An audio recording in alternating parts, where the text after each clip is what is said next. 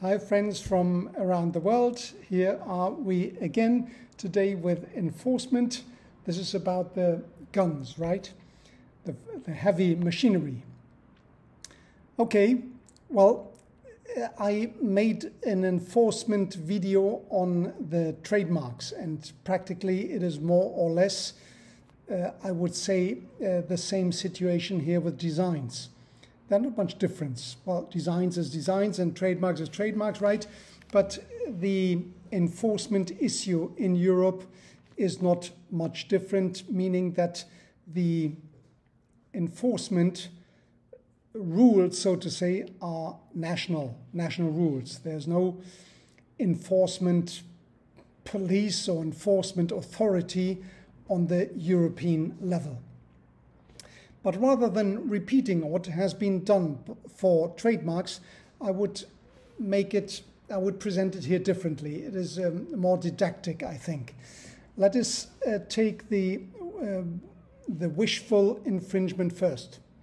So wishful infringement, this is about the criminal gangs, right? I made a whole series on the counterfeiting industry, which is at your disposal here on the channel, but I will not go into this. I would rather see what can be done with the wishful infringement. And if you see something on the internet, for example, Alibaba, Pinduoduo, JD.com, Amazon, whatever it is, Etsy, you may see it on internet and want to take action. What action you want to take? Well, this is not about legal or court to go to court immediately. No, a business wants to be efficient, right, in the beginning, and the efficiency is, well, the business owner wants to make a practical step forward without much incurring in cost. Now, what the internet, if it is on the internet, on one of these platforms, then what you might think you want to do is to make a request of taking down of that infringing content, so to say, on the internet. So that you would direct directly to Alibaba, to Amazon, whoever it is, and according to what has been ruled out during time, there is a certain department which is doing its work with regard to avoid that infringing content is on the internet. If you see YouTube, for example, this is on YouTube, right? So if I make a video on YouTube, they are checking at a certain moment when I'm uploading it, what is about the copyright content, and am I infringing anyone's content, etc. So there's some process already ongoing. Now, what happens if they receive your claim on takedown?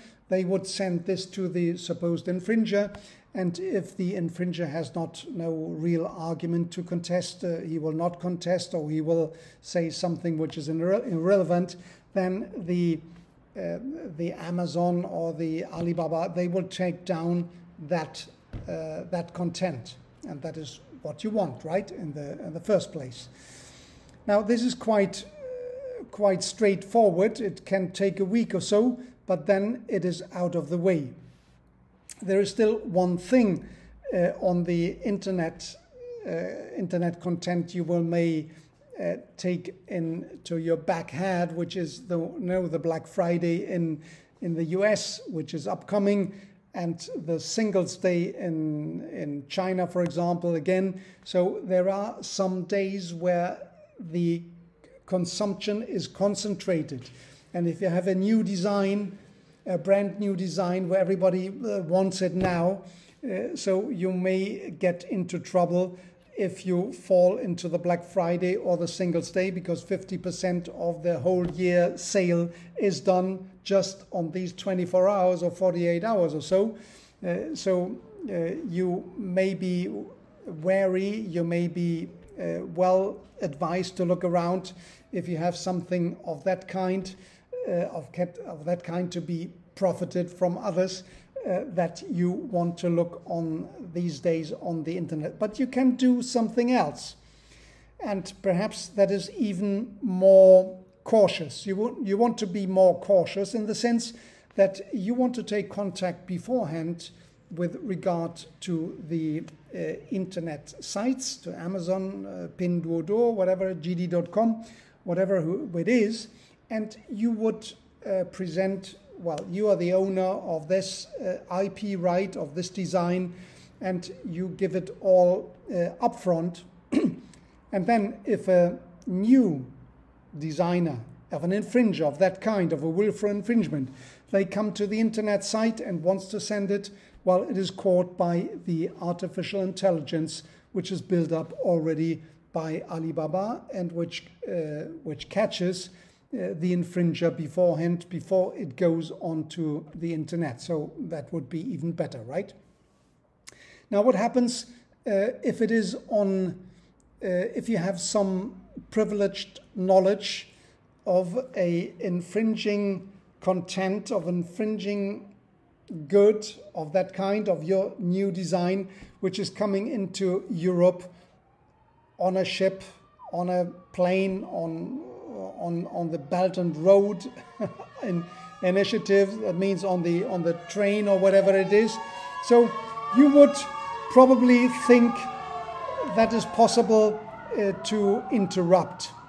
And well, you're right, depending on the information, the privileged information you have. So if this information is about the ship, the date and the number of the container, or the number of the wagon of the train, and the date the train will arrive from whatever wagon, the wagon, and from where it will arrive and in which city, then you have privileged information which you may share with customs. And customs then, if it comes from outside the border into the EU, customs will then be able to open the corresponding container, and then it will be caught and will be seized by customs. And afterwards, well, it has been decided by the authorities what to do with it, but it will not go onto the market, which is your main interest, right? So this is, but I think this is quite exceptional. You will not have this without investing a lot of money into detectives and experts and looking into the things. That is not the current case, so it is exceptional. But it is still a possibility you may come across through a whistleblower or whatever to that information. Now, what happens if you see this in a store? Admitting you see this in a store in Europe. So if it is we are still with a wishful infringement, right? So if it is somebody who wishful infringement would mean, just by the way, would mean that it replicates your product, even your package. It seems that it comes from you, although you know it doesn't come from you. That is the wishful infringement I'm referring to. Now, in a store, if it is in a store, you can go into the store and talk to the business owner.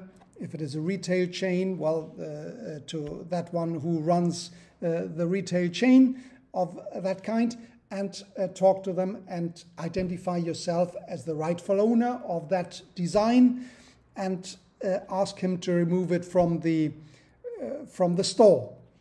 And probably the store owner, if it is a serious company, they will make good on your request. Then you would like to go higher, probably to the headquarter of this retail chain, if it is any, and make the same request there, and probably it will be done. And you want even have more information on what is the supply chain in order to attack the supply chain afterwards, together with customs, criminal justice, or police, or whatever it is. So that is a possibility, what you have. So this is with regard to criminal enforcement. Criminal enforcement meaning that you want to use police in order to help you with regard to your problem on wishful infringement. Now, you have to know that EU authorities are nowhere to find because it is not competency of the European Union criminal enforcement. Nothing has been transferred to the European Union. It is still part of the member states, and the member states will have the authority to act only. It is not the EU, so there's no EU agency you can refer to with regard to criminal enforcement. So that is, so to say, the wishful part. The wishful part is, well, it is the easy part, I don't know. It may be the more complicated part probably as well, but it is what it is, the wishful, the counterfeiters, what we call the real counterfeiters. You may now find the non-wishful ones, which are based on signs. Well, the wishful, they don't have any sign because they replicate just what you are doing, right? That is they are not interested in having a proper registered sign. That is not their goal. The goal is to monetize your sign. So the non-wishful, they have a proper sign, and they may want to be similar to yours if they know yours, but it may be that it is still they are still similar, or maybe it's the other way around. You are coming late and there's an earlier sign which is, so to say, somehow similar, or it gives the same overall impression to be in the jargon of the design right. Now, what happens if something is on the internet, the platform, so the pathway is the same, you go through the takedown notice and they respond and they say where they have a sign, etc. And if not, you have to go to the courts. And probably with regard to the retail seller, I made reference before. So it is more or less the same. So you have to go to the courts because the retail seller says, well, I sell this, and if it is similar to yours, I don't care about this. This has something to do with the business identifier with that company, which is my supplier. Okay, so we are, so to say, limited to the courts or limited to the administrative action which is with regard to EIPO. So you may first think, well, I will go to EIPO and I will, if it is a sign which is previously registered, and I will nullify, I will request the invalidity of that sign. This is a sign. Supposedly is a sign, EU sign, right? So if it is a national sign, you have to go to the national authority, to the national, I don't know, trademark office or design office, trademark and design office, and you will there present invalidity claim, which is still a possibility. Now, the courts is another possibility. If it is in an EU design, I talk about the community design courts. So what is a community design court? Thank you for the question. Community design court. So I will together with the community design regulation, there was also a question about the enforcement through national courts. National courts, which is still necessary because the enforcement is not something which is done on EU level, but on the national level. So it is, again, it has not been conferred to the EU. It is still remain with the sovereignty of the member states. Now, the member states, they have to provide a certain guarantee. And why is that? Thank you for the question again. That is IPRIT. What is IPRIT? IPRIT is the IP Rights Enforcement Directive. So why is that important for you as citizen? Because the citizens are not bound by the directive, right? You know this already. Thanks for the question again. Well, it is about you do you happen to know the rights of the member states in order to be enforced? What kind of rights you can manage there in Romania, in Sweden, or in Greece?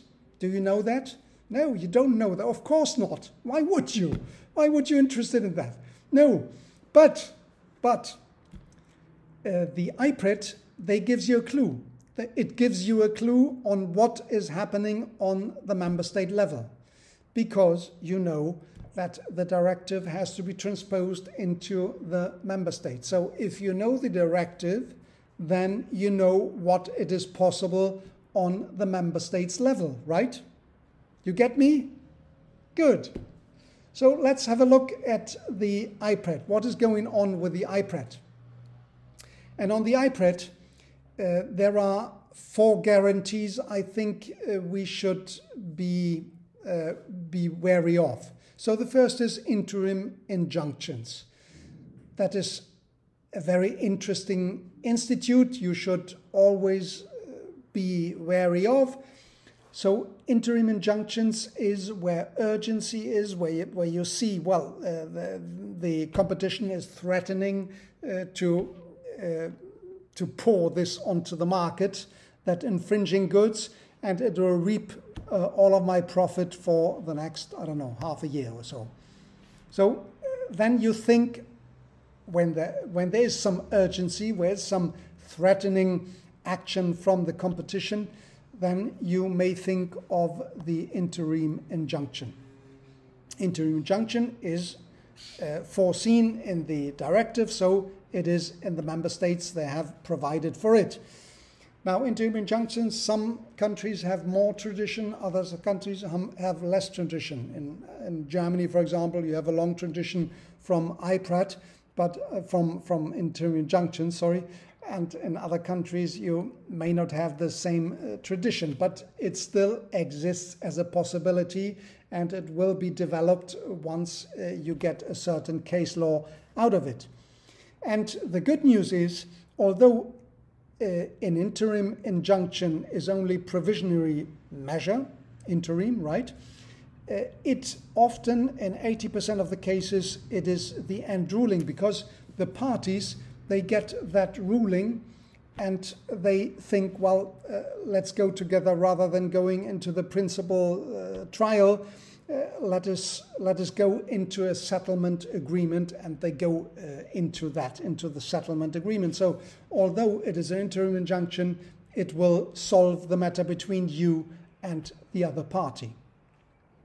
Now, a second issue with regard to IPRIT is you want damages, right? And you don't have the damage calculation criteria and facts and evidence in order to make your calculation of the evidence. No, it is all with the infringer, because the infringer, they know how many goods they have sold to the market and what is the profit they get from. Now, in that case, IPRIT foresees that the national member states have to provide with a rule that you, in a trial, you can ask the judge to provide through the infringer all the internal documentation on the sale of the infringing goods.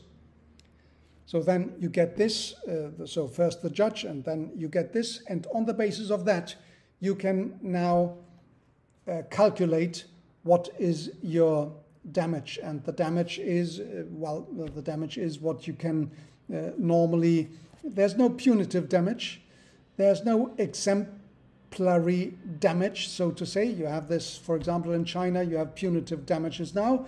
That is not the case in Europe. But what you have is the damage is, like in the traditional way, the loss of the rightful owner, the profit, the non-deserved profit, so to say, of the infringer. These are the main, the traditional calculation criteria you will have, and you'll adhere. Now, the fourth one is about the reimbursement of legal costs. So it is foreseen that legal costs are to be reimbursed in each of the member states of the EU. But what is legal cost? Well, here we are again in the twilight. Legal cost for one is, well, the legal fees of the lawyer. That is in all countries like that. But what about the experts? What about the investigation costs you may have incurred in order to get all the necessary evidence and facts on the infringer? Well, in some countries, yes. In some countries, no. The IPRIT is not clear on that, so it is about the member states in order to make their own interpretation.